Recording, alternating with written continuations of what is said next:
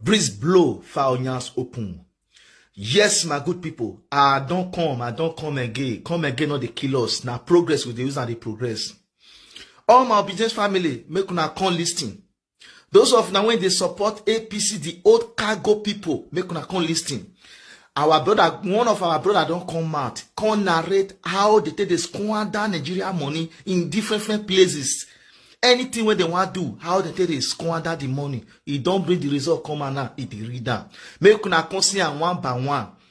Before I open and make una see, make una don't forget say we get national anthem of this platform. Na be laba brun laba. Don't forget to share this video, like it, leave your comment for the comment section so that other people will see it too. I go leave una make una watch and not be me talk am. The person when talk and I want tell una so. Na be this not all.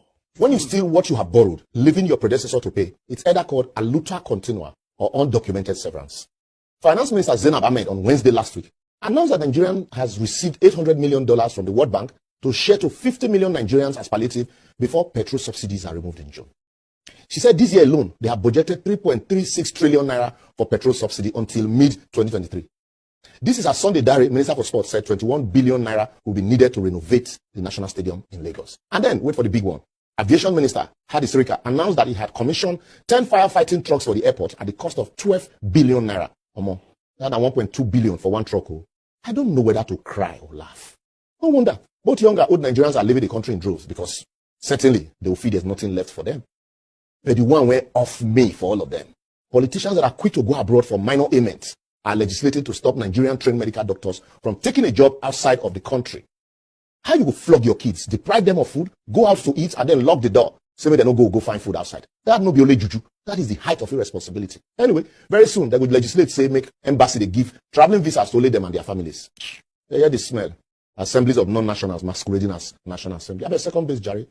In 2014, during the 2015 general election campaign, Buhari, in one of these numerous interviews, was quoted to have said, "There's nothing like petroleum subsidy in Nigeria. What they call subsidy is fraud." But in 8 years of his government, he spent trillions of dollars subsidizing the same thing he called fraud. Anyway, so sorry, I forgot NNPC said it's not subsidy, but on that recovery. Able, using big grammar to cover ineptitude and fraud. Now, according to them, they have received $800 million from the World Bank to share to 50 million Nigerians as palliative after removing fuel subsidy in June. But please permit me to ask stupid questions. How many times Buhari government will remove subsidy? Remember, in 2016, they removed subsidy as announced by Ibe Kachuku, then Minister for Petroleum, and said they have budgeted, money for cushioning. What happened to that one? If you remove subsidy in 8 years, why dash a new government subsidy remover a month after the end of your administration? How did they determine those poor citizens? Because despite the poverty all around me as a community leader, I've never seen any beneficiary of these social investment interventions.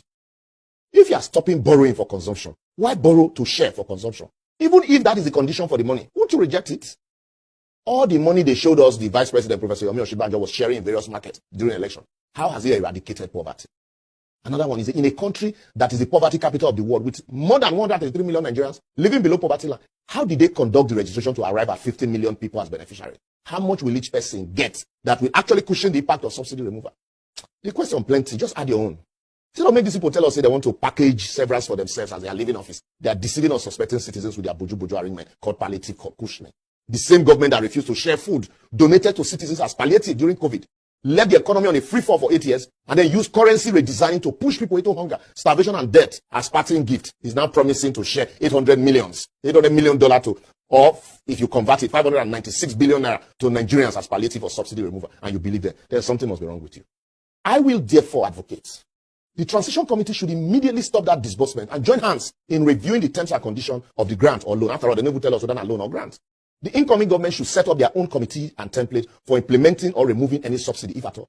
They should refuse to be browbeaten into it by the government that was so much in a hurry to push that redesigning down our throat, despite the hardship. And also now, the governors, please, this is the time we are calling on you again. You should approach the Supreme Court like you did during the Naira redesign to stop any last-minute cash sharing, considering the fact that the economy is fragile, mutual trust is broken, and tempers are high.